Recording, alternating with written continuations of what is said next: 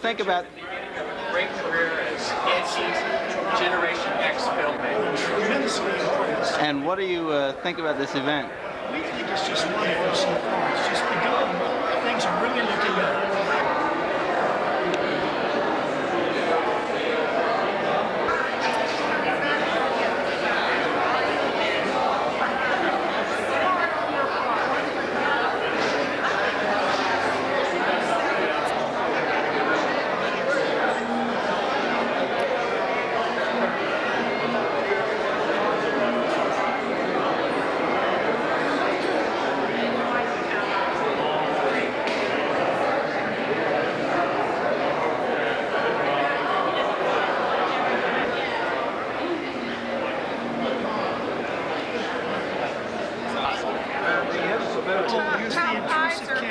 Congratulations on your Thomas Branch. Ah, thank you.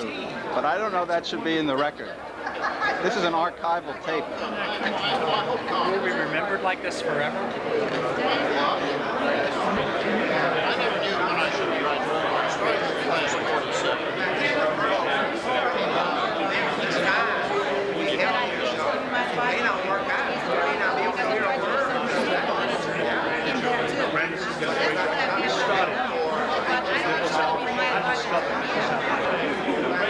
Good job.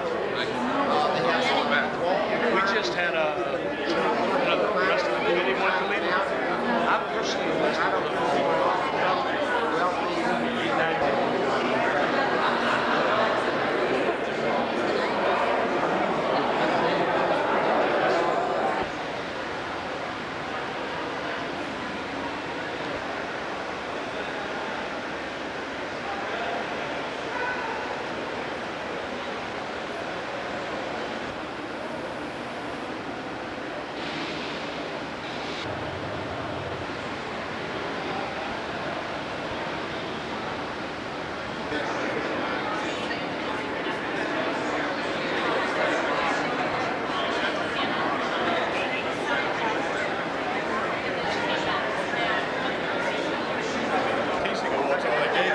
That's why I'm moving right up in the organization. Yeah, it really shows how far I'm advancing. If you wait a minute, I'll take my trousers off and show you that place that you hit me with that ball.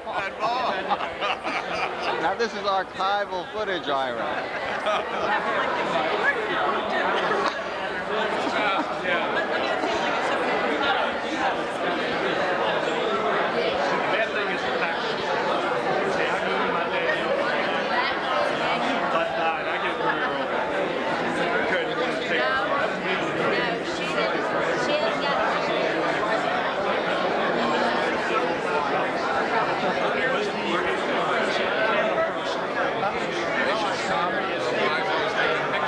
See me with a drink. So now you've got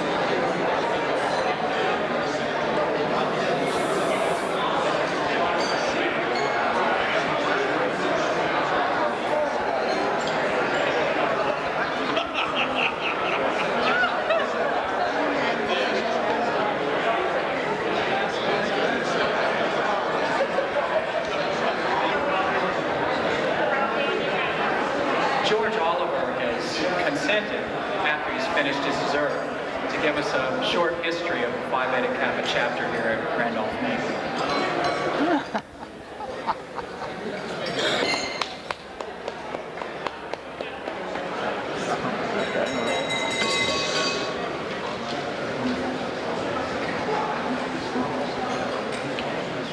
There was, incidentally, a good reason for putting me first. Liddell Payne is shaking his head as if he knew what he was talking about.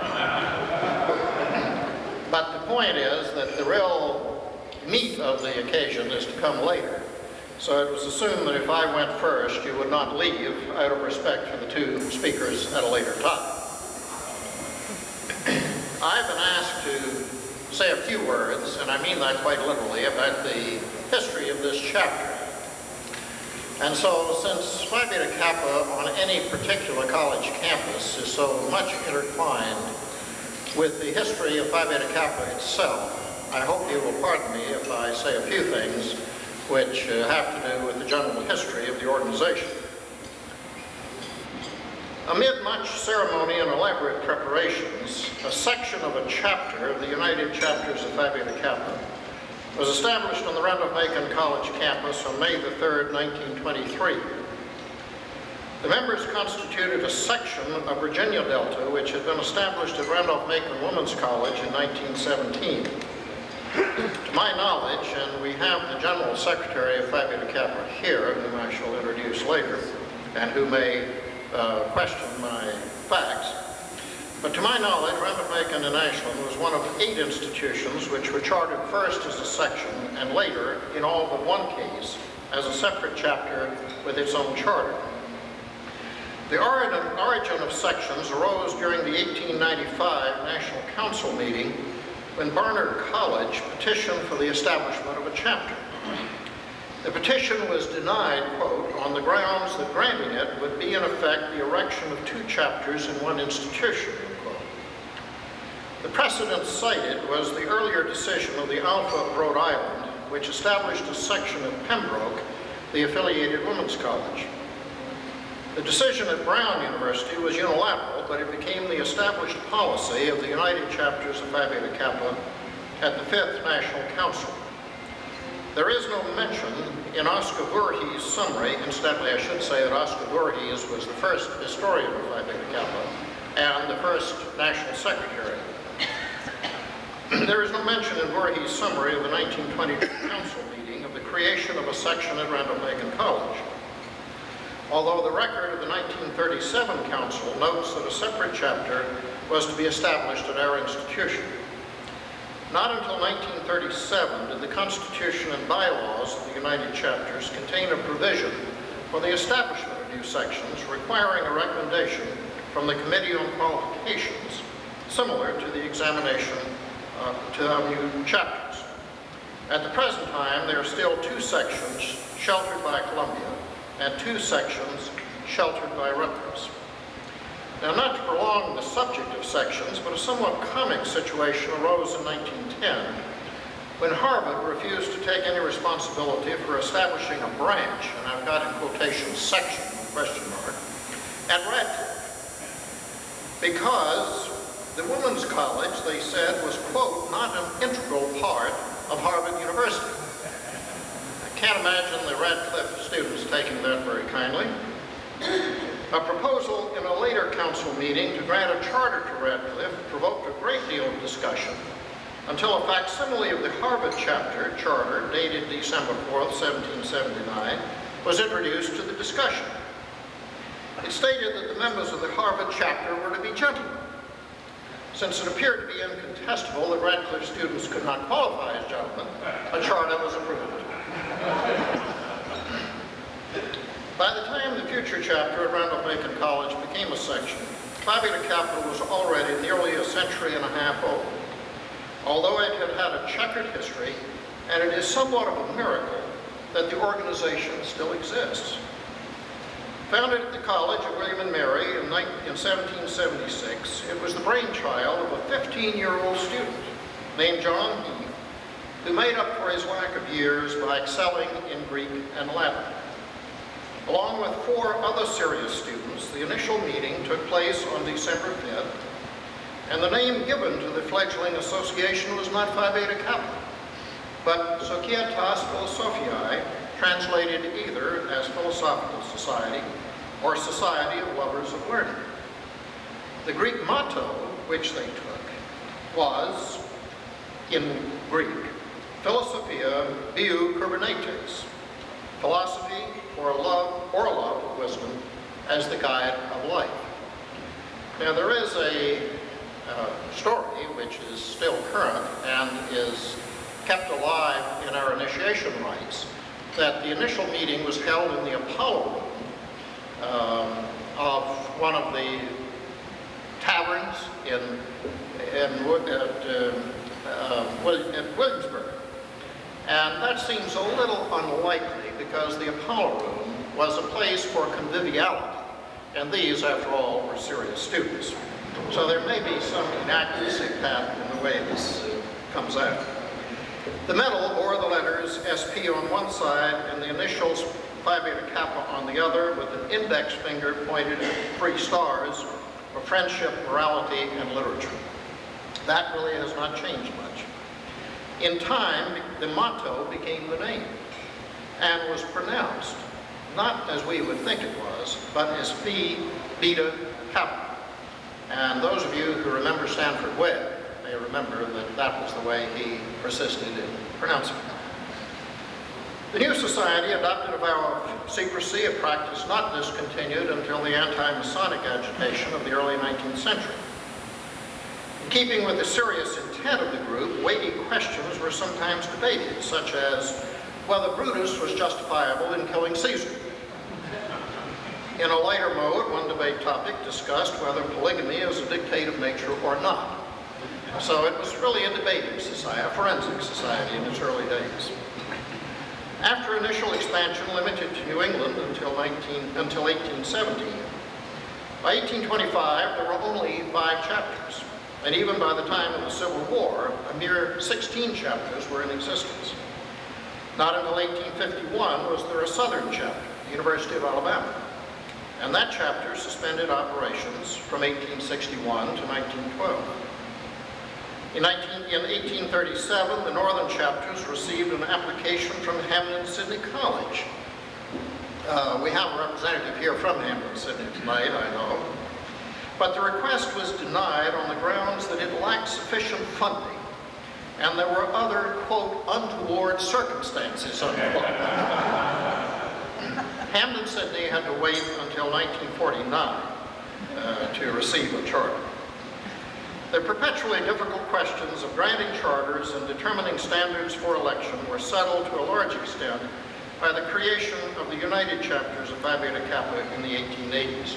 Incidentally, if you want to read a tangled web, sometime look back at the history of how the chapters decided on how new charters were to be granted and to whom election to membership should be offered. Alpha of Virginia, that is William and Mary, was inactive from 1781 to 1851, and again from 1861 to 1893. Even Alpha of Connecticut, Yale, was inactive from 1781 to 1851, and again, was inactive from 1871 to 1884. I skipped some. By the time of the 100th anniversary of the founding, 7 additional chapters have been found, giving a total of only 23. Between that and the creation of the Ashland section, the fraternity grew by leaps and bounds, and in 1923, depending on how you count these things, we were the 100th group to be organized. By date of the actual chartering of the chapter, we were the 129th. They are now, as you may know, 256 chapters. I think I do not need to tell you that a charter is not granted to the institution, but to the group of Phi Beta Kappa faculty and staff members who constitute the chapter. Randolph-Macon, therefore, shelters a chapter, but it is not the college which possesses it. I always like to point this out to college presidents. Those of us who who have attended triennial council meetings of the Phi Beta Kappa Society, and incidentally we are no longer the United Chapters of Phi Beta Kappa, but the Phi Beta Kappa Society, we know that all proposals for new chapters are subjected to intense scrutiny, not only by the Committee on Qualifications, but by the delegates at the Council. It is not, therefore, your ordinary college which qualifies for a chapter of Phi Beta Kappa. 4 staff members of the Randolph-Macon community constituted the initial members. 2 of these members were initiated at the College of William and Mary. They were President Blackwell and Professor Smithy. 1 who was initiated at Johns Hopkins, Professor Fox, and 1 initiated at Vanderbilt, Professor Fisher. The president of the Randolph-Macon Women's College chapter, Gilly LaRue, and chapter secretary Herbert Lipscomb, who incidentally was a native of Ashland, took part in the installation. Also in attendance was the Reverend Oscar M. Voorhees, the national secretary of the United Chapters. Several members of the faculty were initiated as alumni members, including such well-known persons as Edwin W. Bowen, a legendary professor of classics, Paul Cantor, a distinguished professor of chemistry who was known to have been disturbed by the news that X-rays tended to behave in strange ways, and T. McNider Simpson, known to many generations of college students and faculty as a challenging professor of math as well as an effective dean. Other distinguished alumni who were elected included P.H. Drury, member of Congress from the 4th District of Virginia, Claude Swanson, senior senator from Virginia, Bishop James Cannon, an occasionally controversial bishop of the Methodist Church, William L. Chinnery, editorial writer on the New York Globe, David Spence Hill, president of the University of New Mexico, Howard Edwards, president of Rhode Island State College, and Rear Admiral David W. Taylor. All in all, a most distinguished group. They were giants in those days. During the first 4 years of the section's existence, there was a rush to elect prominent alumni. 30 in all, compared to 18 members elected in course. Many of the persons elected could not return to campus for initiation, and there is an extensive correspondence asking other chapters to initiate those who had been elected here. An example was Edward James Woodhouse, mayor of Northampton, Massachusetts, and professor of government at Smith. I cite him because my wife graduated from Smith. The Smith chapter obliged by initiating him. In subsequent years, the chapter has occasionally elected distinguished alumni to membership, but not until 1951 did the chapter initiate its first honorary member, Jesse Earl Moreland. Since then, only 3 additional honorary members have been elected, all members of the Randolph-Macon community. 1 is Schuyler Miller, who appears to many of us as the most distinguished professor emeritus at Randolph-Macon.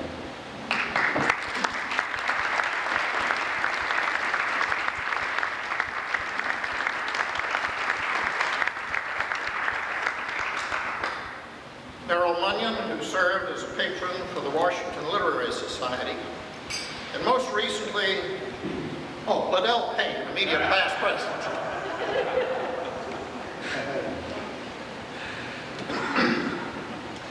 No minutes of this chapter survive the 1920s, although we do know that the section sponsored annual, quote, public sessions, unquote, at which there was music, an address, and the announcement of the names of those elected to membership. The first minutes preserved in the college archives are dated May 18, 1931. At that time, the initiation fee for undergraduates was $2, $15 for alumni. The dinner came to $1. By 1936, the possibility was raised of securing a separate charter.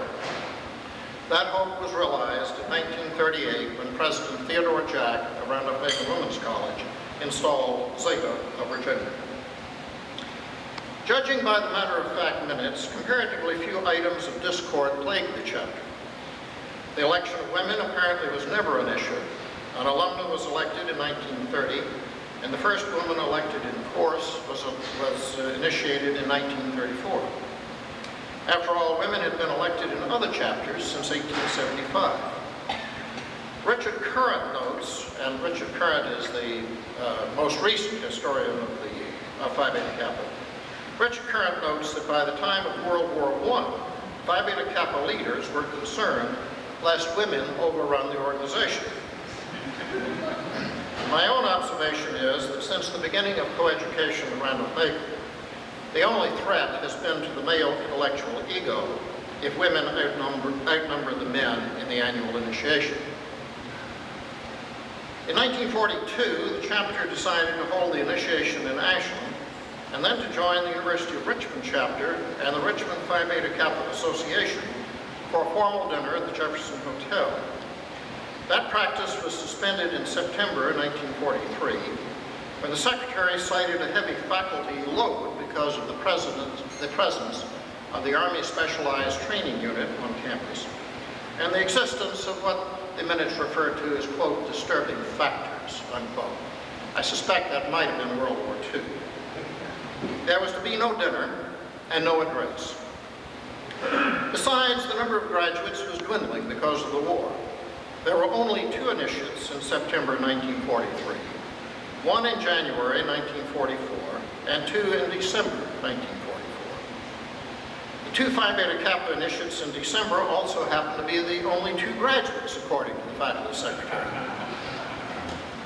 After comparative normalcy returned with the end of the war, the chapter once again joined the University of Richmond and the Richmond Association in the annual dinner and address.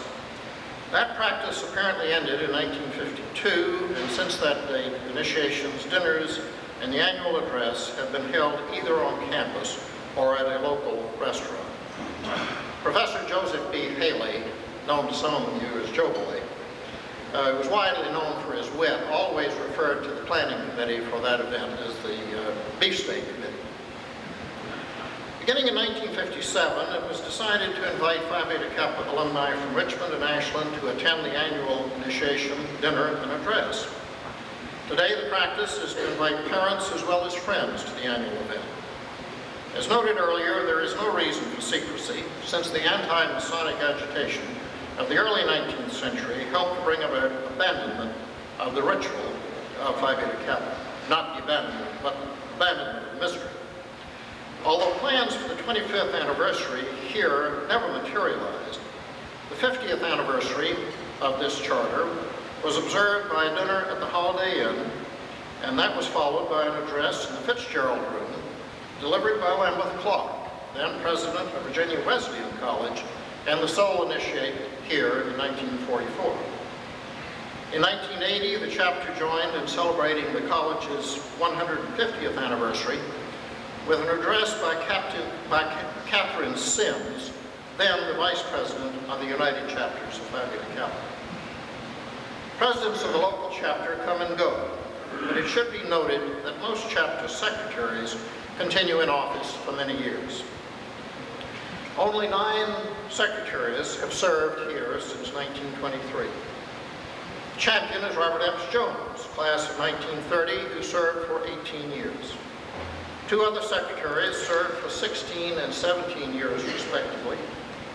Any chapter president will tell you at once that the secretary is the heart of the chapter.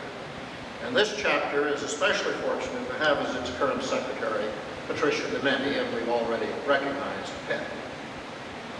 For most of the years of my association with the chapter, our practice has been to hold a meeting in the fall.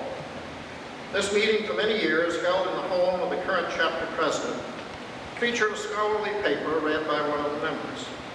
More recently, the location has been moved usually to the Washington room of Wash Frank Hall. Early in the second semester, the chapter gathers for the serious business of electing new members in course. The climax of the academic year is the dinner, initiation, and address which comes in the spring. For many of the recent years, we've been fortunate to have the Phi Beta Kappa visiting scholar on campus at the time of the initiation, and he or she delivers the address. Speaking at the 100th anniversary celebration at Brown University, Chief Justice Charles Evans Hughes remarked, quote, "The success of Phi Beta Kappa continues to lie in what it is, rather than in what it does," unquote. And this is read by the chapter each year at the time of the initiation. But Phi Beta Kappa, unfortunately, became less visible nationwide. And as it became less visible at Randolph-Macon and elsewhere, this is a phenomenon that has bothered the society a great deal in recent years. But the national organization began to realize the need for more activity, and this chapter began by establishing the sophomore awards. Each year in the fall, the rising junior with the highest grade point average is awarded a book. And those who have achieved a high average for the first 2 years are honored with recognition and a certificate. These students are invited to all Phi Beta Kappa functions with the exception of the election meeting. The Randolph-Macon College chapter is proud to have been in the vanguard of collegiate chapters which sponsor weekend seminars for high school teachers. Virginia Zeta achieved national recognition when the first seminar, which dealt with biology, was first-page news in the Phi Beta Kappa Key Reporter. Subsequent seminars have been arranged in conjunction with the history and English departments. Each year, the chapter presents an award to the outstanding teacher in Hanover County. To aid in this work and other intellectual activities, the chapter has been most fortunate in receiving a generous grant from a 1953 graduate and former college trustee, John Werner, and his wife Anita, and we have recognized them already. What could we do with that? Tonight, we celebrate with pride the 75th anniversary of the chartering of a Phi Beta Kappa chapter on the Randolph-Macon campus. When the 100th anniversary of the charter is celebrated in the year 2023, I feel sure that Virginia Zeta will be a strong and visible part of the Randolph-Macon experience. Now, to conclude, I would like to introduce two giants whom you will hear more from, and I'll give them a more formal introduction in a few minutes. We still have some giants, and they are going to brave the new world of the 21st century with their sage prophecies.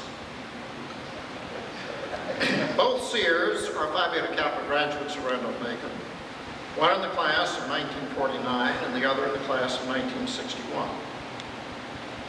And I hope at this point, though, you will welcome Dr. John Gibbons and Dr. Douglas Ford, who will be our speakers later in the evening.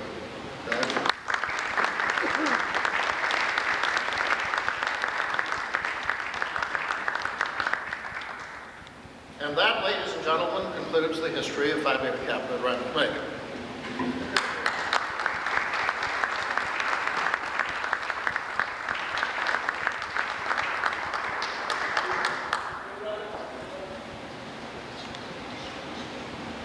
Well, thank you very much, George. We were about to have a short recess, but I'm afraid we're already past that, so I should probably herd you on into Birdsong Fieldhouse right away for the program tonight. Thank you very much for coming.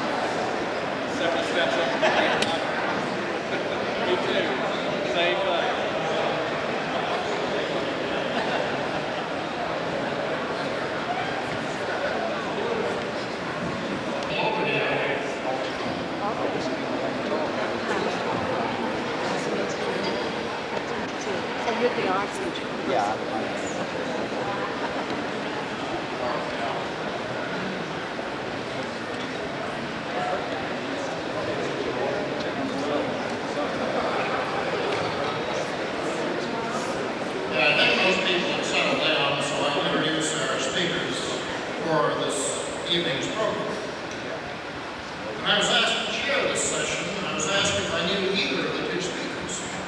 No, I replied. I knew one of them as my Randolph-Macon classmate and fellow graduate student, and the other is one of my students. I said earlier that we had some giants in the early days of the Phi Beta Kappa chapter, and I'm proud to introduce two latter-day giants who both Randolph-Macon degrees. I asked them in what order they prefer to speak, and I think Doug Ford would like to go first. Douglas W. Ford graduated from Randolph-Macon in 1961 as a history major. He has told me many times that my one unforgivable fault was the display of good humor in History 111 of the ungodly hour at 8 o'clock in the morning. He received a number of collegiate honors, including Phi Beta Kappa, Omicron Delta Kappa, and Tau Kappa Alpha. On graduation, he attended first the University of Virginia, where he received his master's degree, and then Washington University in St. Louis, where he earned his PhD. For many years, he taught at Huron College and was 3 times named Outstanding Teacher of the Year. He proved adept in attracting grant money and was one of those who was instrumental in the formation of the Virginia Society of History Teachers. The success of the History Day contest for primary and high school students in Virginia is due in large part to his early interest in sponsorship.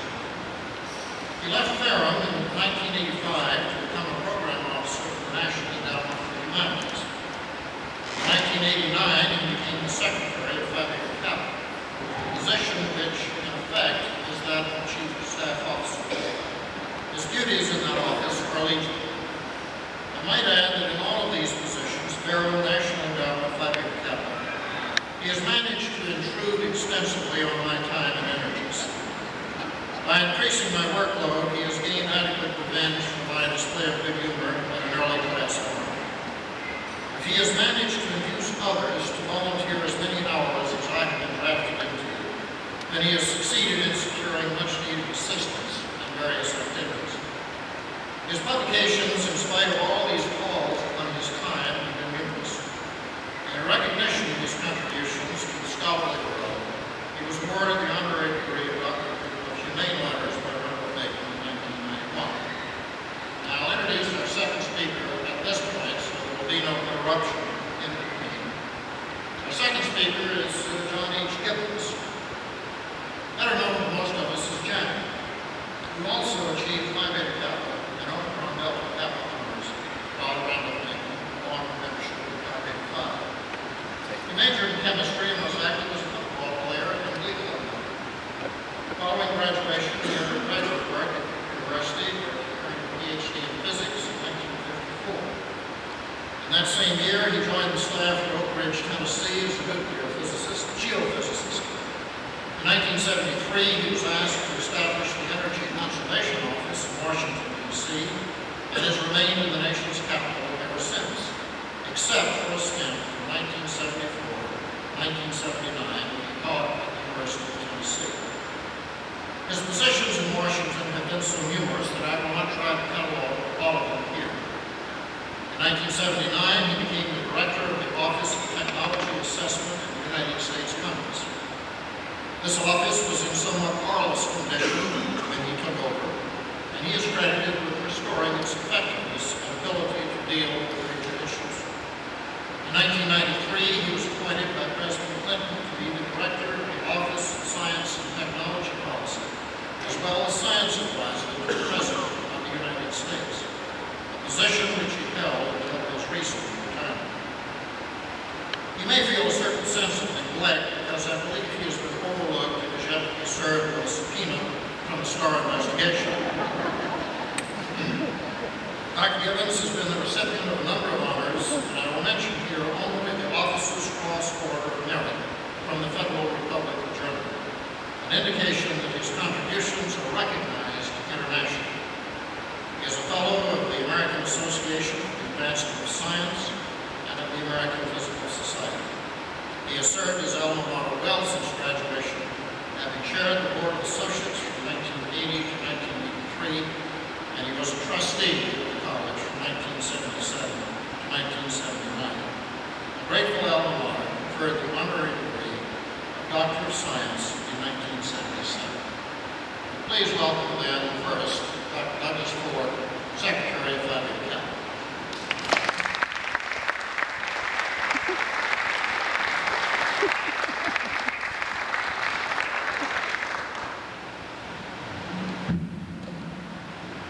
Dr. Gibbon and I were talking as we listened to the introduction. We were concerned that this might be a setup. When Dr. Oliver introduced us as the meat of this evening's program, I was reminded that Gary Hart, political commercial back in the 80s, about a little lady never saying, "Where's the beef? Where's the beef?" What we'll try to do is at least have you leave here this evening thinking that at least we did not feed you on a diet of bologna. It's a great privilege to be here with you this evening to celebrate the 75th anniversary of the founding of Zeta in Virginia. It was my honor last month to deliver a chapter charter to our colleagues at Lewis and Clark College in Portland, Oregon, to present an address at the first initiation ceremony at Spelman College in Atlanta, and to speak at a Midwestern university which had just learned that it would be visited next year by Phi Beta Kappa to determine its suitability to shelter one of our chapters. In all three of those settings, there was no doubt in my mind that the institutions placed great value on Phi Beta Kappa and had made a considerable investment in maintaining the vitality of liberal arts on campus.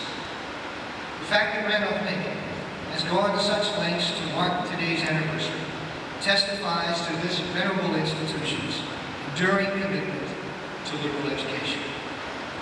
On the basis of my experience in the post I now occupy, I would be less than candid if I did not confess that there are Phi Beta Kappa institutions in the United States which do not treasure nor properly shelter their chapters, and I would imagine have allowed their support for liberal arts to wane. Since I encounter this phenomenon so often in my work, I welcome the invitation to be a part of this evening's discussion of the liberal arts in the 21st century, and the opportunity it affords me to comment on the subject from the perspective of the humanities. As Professor Oliver mentioned, I worked as a volunteer for the Virginia Foundation for the Humanities for more than 2 decades and was on the staff of the National Endowment for the Humanities for 4 years. My tenure at NEH corresponded closely with Lynn Cheney's years as the endowment's chairman. She refused to be called chair or chairperson. She was a chairman. Dr. Cheney was not often accused of hilarity, but I recall her once complaining that the worst part about her job was having to explain to the public what the humanities were. She recalled one night, the phone had rung at her home in McLean very late, and when she answered it, there was an angry voice on the other end, a lady calling long distance from Ohio, very distraught. The fact that the federal government had invested so many millions of dollars in the NEH, and there were still too many stray dogs in her neighborhood. The caller obviously had confused the National Endowment for the Humanities with the Humane Society. Well, it is possible, I suppose, to credit in some fashion the disciplines in the humanities with a movement in society to treat nature with greater consideration. It is also possible, I believe, to connect the humanities with the spread of humanitarianism and the notion of universal human rights. It is certainly correct to associate the disciplines of the humanities to the works of the first practitioners of those disciplines, the humanists, who have so profoundly shaped Western thought since the age of the Renaissance. So then, what are the humanities? Let me turn for a definition to that font of wisdom we call the Congress of the United States. When it created the NEH in 1965, it offered the following definition. Quote, the term humanities includes, but is not limited to, the study and interpretation of the following: language, both modern and classical, linguistics, literature, history, jurisprudence, philosophy, archaeology, comparative religion, ethics, the history, criticism, and theory of the arts, those aspects of the social sciences which have humanistic content and employ humanistic methods, and the study and application of the humanities to the human environment, with particular attention to reflecting our diverse heritage, traditions, and the history, and to the relevance of the humanities to the current conditions of national life. Now, with such a precise definition, how could that lady in Ohio have been confused? The American Council of Learned Societies has recently hosted a roundtable meeting on computing and the humanities. And Edward Ayers, a faculty at the University of Virginia, was one of the participants. In the course of that discussion, Professor Ayers remarked, quote, "Humanists have been trained in how to deal with one kind of technology, the book, a relationship, although it has taken centuries to master that technology. It is certainly correct to assert a relationship between the emergence of scholarship in the humanities and the 15th century development of movable type, and hence the technology of the printing press. There were humanities scholars before that moment, of course. Whitehead held that the whole history of Western philosophy was but a footnote to Plato. What makes the development of print technology so fundamental to the humanities is that it allowed humanists to reach broader audiences than Plato, Aristotle, or Cicero had ever imagined. And through that instrumentality, to launch a restructuring of education, which would, in relatively short order, transform the medieval university, introduce the idea of college, and make education in many places the function of the state rather than the sole domain of the church. There was a price to be paid for these transformations, of course. Questioning of traditional authority implicit in much that was written by the Renaissance humanists, and the dissemination of those notions to the literate public would in time contribute to the dislocations and civil strife that accompanied the Protestant Reformation. I hope that Professor Oliver will indulge me in this detour into the history of Western civilization, but turnabout is fair play, and I trust you will agree with me that such forays are less painful at 8 p.m. in the evening than they are at 8 o'clock in the morning. Humanities scholarship has been intimately associated with print technology. I think it's also safe to say that since the Renaissance, it has been akin to Western scholarship in the natural sciences by being characterized by a tendency toward reductionism. The more we learn from humanities scholars, the less we could be certain about the broadest questions regarding the human condition. Put in another way, we learn more and more about less and less. Few would dispute, I think, the difficult place of Francesco Petrarca in the establishment of scholarship in the humanities. This 14th century Florentine notary wrote magnificent letters in classical Latin to Cicero, commenting on the depravities of his age. He also spoke knowingly of mountain climbing and penned unforgettable poems to lure up the unapproachable one from his grave. A few centuries later, French scholars were aware of the breadth of learning in Europe, that they commissioned a multi-volume encyclopedia of the works of hundreds of writers to encapsulate the learning of their enlightened age. By the end of the last century, there was so much for a liberally educated person to know that we here in the United States created credit hours, distribution curricula, in order to assure ourselves that the next generation was properly and broadly educated. In short, humanities scholarship has shared with its counterparts in other fields of Western inquiry a growing reliance upon disciplines to formulate and disseminate new knowledge. I once had a faculty colleague who taught chemistry and had the absolutely maddening habit of occasionally looking into my office wearing his lab jacket and inquiring smugly, "What's new in history?" He was always unconvinced when I attempted to explain that my discipline's researchers were turning up as much new information as were his counterparts in laboratories and research centers across the globe. How could you convince him? Since Francesco Petrarca and Francis Bacon and Rene Descartes were in short supply in our Europe, we live in an age of specialization, where knowledge within each discipline is growing so fast and so complex microbiologists who are having difficulty in communicating with evolutionists, social historians with biographers, and nobody seemed to understand what the deconstructionists in linguistics were publishing, and that just proved their point. You invited me here this evening to attempt to answer the question, where do we go from here in humanities scholarship in the years ahead?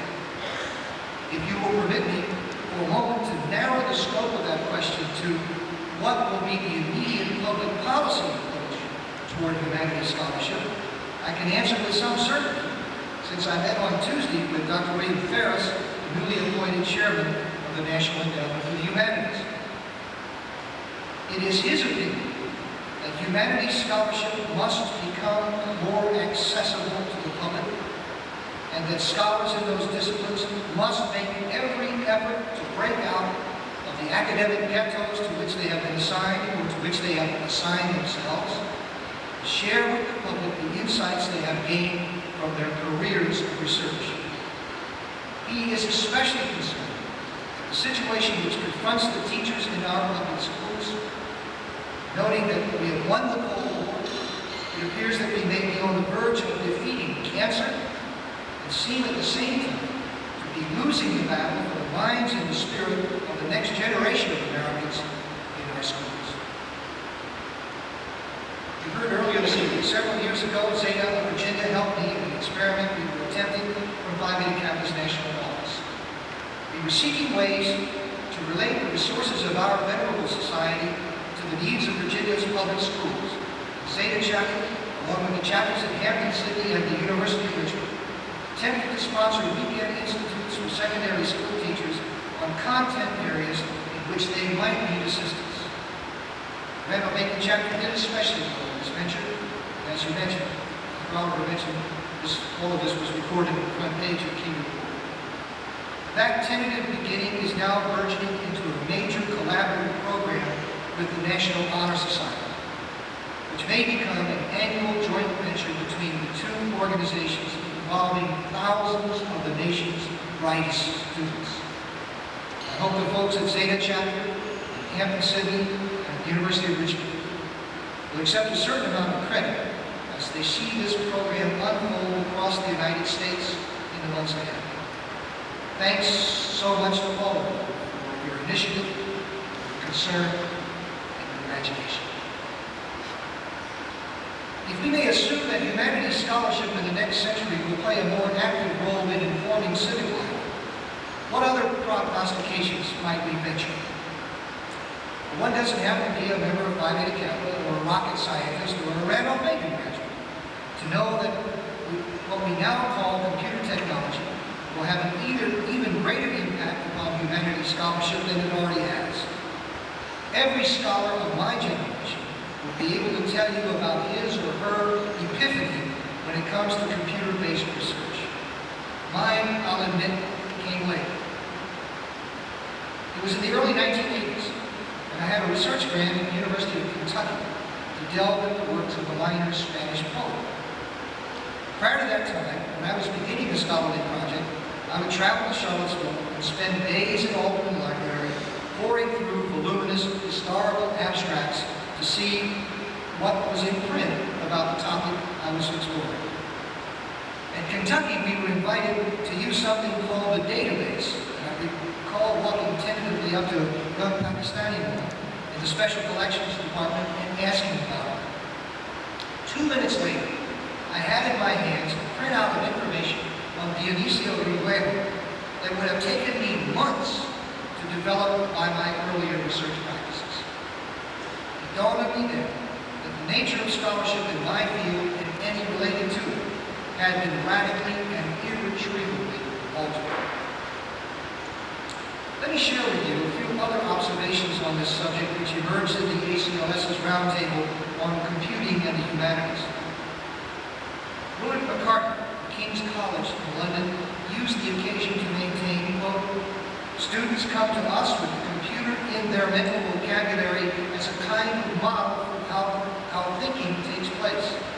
It is extremely important that humanists deal with computing in order to carry out their mission. We have no choice about this whatsoever. MIT's Jerome Seltzer went even further, proposing that we strive for, quote, a digital library world where every document in the library is something I can inspect from my desktop. I'm not looking for something elaborate. All I want is the ability to look at documents. The other goal, that future system, I think, is within reach, is that whenever you spot something in a document that makes a reference to something else, it ought to be possible to click on it and have it appear in the next window. That's not elaborate. Universal instantaneous reference is not elaborate. Scholars of my generation would have to ask Professor Salter to define his meaning of the word.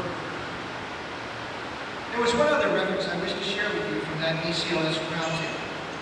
Comparison of the era through which we are living now with the dawn of the print era has become almost hackneyed. William McCartney offered another when he stated, quote, perhaps a better analogy is the perspective of the Phoenician merchants who invented the alphabet, of people moving between civilizations needing to invent a meta device, a meta language, if you will, to represent the goods and services that they were trading to people speaking incompatible languages. It's true that the world has not been the same since the invention of linear A. Perhaps Professor McCartney is right in surmising that we are experiencing a transition just as profound as the one which occurred on the banks of the Mediterranean 3,000 years ago. Electronic data processing has transformed the way we do business on this planet in less than a generation's time. A good argument can be made that it had much to do with the sudden collapse of the Soviet Empire only a decade ago. And its effects on our educational institutions are now at once profound and subtle. Not long ago, it was relatively easy for a team from Phi Beta Kappa to visit campus and assess the quality of the institution's library. We simply counted the number of students enrolled there, added up the number of volumes of periodicals, calculated the square footage of the building, and took note of its seating capacity. It was almost a formulaic determination. Now libraries have been transformed into information centers, the nexus of a campus-wide system of data exchange and retrieval, whose assessment may be better conducted by an electrical engineer than a bibliographer. The resulting instantaneous access to information is dissolving the familiar lines between disciplines, and while at the same time creating whole new fields of inquiry within the humanities and every other academic department. A recent publication of the Association of American Colleges and Universities, titled Contemporary Understandings of Liberal Education, raises serious questions about the viability of academic departments as we have known them and loved them. It states, quote, if department and discipline ever were synonymous in the ways existing academic models apply, they certainly are no longer so. The degree to which a discipline represents a paradigmatic structure of knowledge that provides, in and of itself, a viable organizational principle for undergraduate learning is called into question by the increasing interdisciplinarity of both student interests and faculty behaviors, not only in their teaching, but in their research as well. Right before our very eyes, therefore, the accustomed structures of higher education are being transformed along with the nature of academic inquiry itself. A new publication by Harvard's Edward Wilson celebrates the resulting restructuring of knowledge.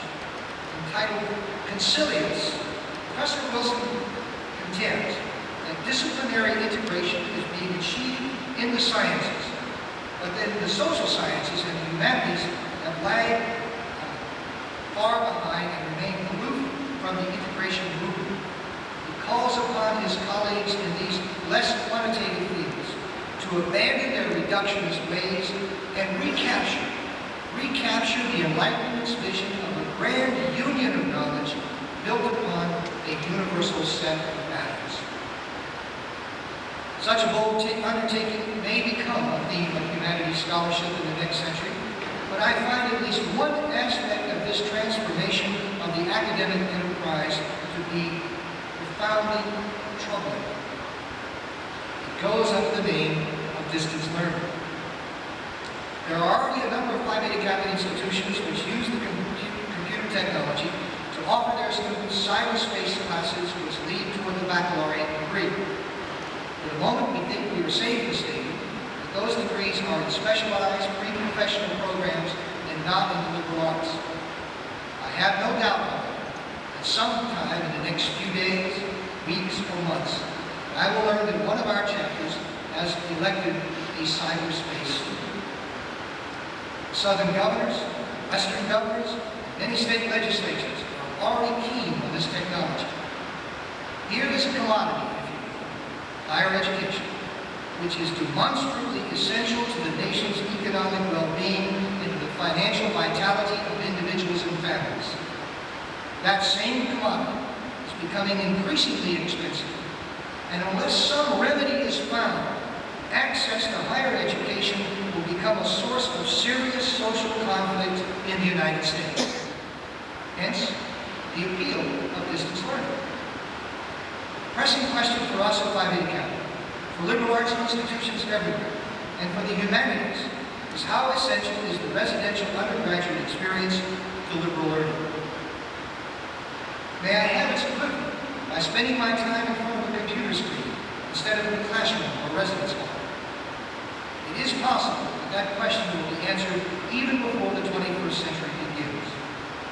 Quoting again from the AACU's Contemporary Understandings of Liberal Education, we learn, quote, computer technologies, with its capacities for calculation, simulation, and facilitating communication both in real time and at the convenience of correspondence, has changed teaching forever.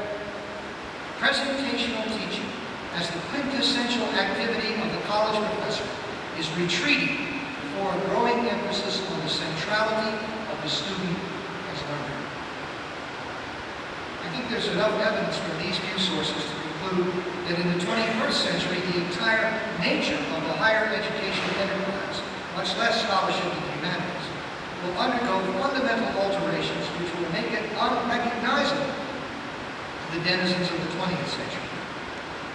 It's a disconcerting notion because those of us who have been involved in American higher education are proud of what we have achieved. If you'll permit me another personal anecdote.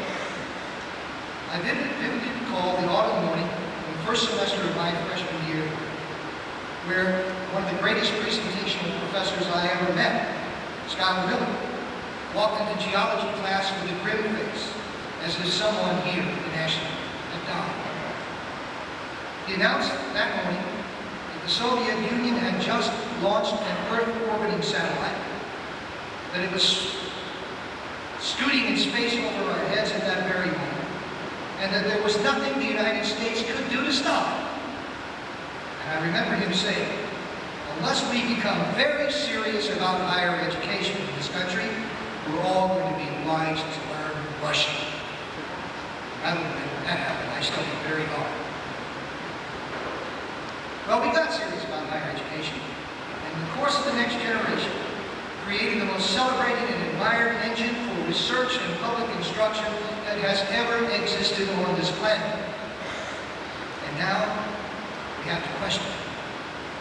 We're obliged to ask about credit hours, narrow disciplines, residency requirements, degree programs, social equity, and even on-camera presence.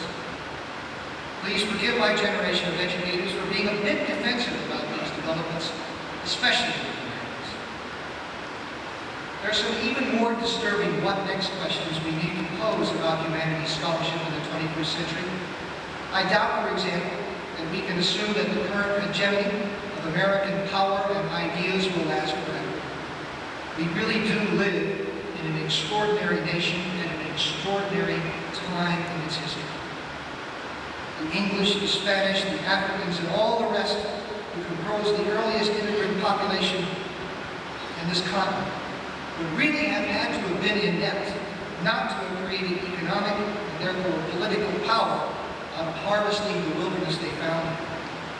But who could have guessed that their descendants would have created a nation whose power towered over the rest of the planet in a way not seen since the times of the Caesars, or perhaps Genghis Khan. It's unnatural, I think, and we're going to need to learn modesty, tolerance, and a lot of foreign languages. The next issue of our newsletter, The Key Reporter, will carry an article by Joel Cohen, who is currently on the faculty of Harvard. Professor Cohen is a demographer and has just published an important work entitled, How Many People Can Earth Support? In it he writes, the human population of the Earth now travels in the zone where a substantial fraction of scholars have estimated are the upper limits of human population size.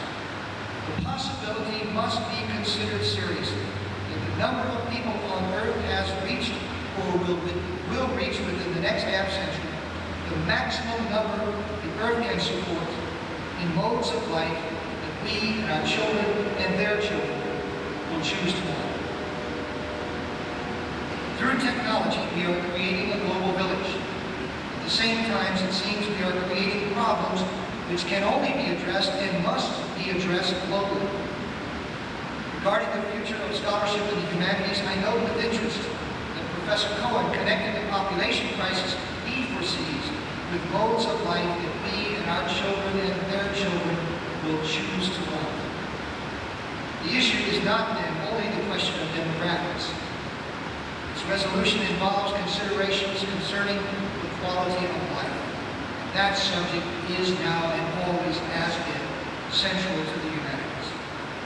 It suggests to me that in the coming century, humanities scholarship and the insights it affords will be more important than ever. In that connection, I'd like to conclude these reflections by quoting from an article written in Academia a few years ago by Linda Pratt, who was then retiring as president of the AAP.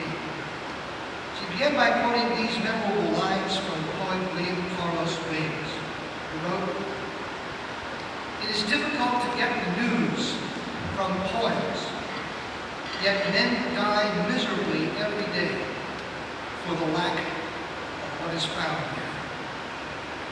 Then Professor Pratt added on her own, "Our responsibility is to preserve and protect liberal education for those students who come to us in the trust that education can change lives of base metal into gold. The news we need is as old as the university itself. Philosophical habits of mind do not come quicker through fiber optics. Clear thinking is not aided by better thought resolution. Understanding ourselves and feeling for others does not come with a software upgrade. These are the objectives of liberal education, and though they may not seem to sell well in the marketplace, they are, in the end, the best collateral we have to secure our future." Thank you very much.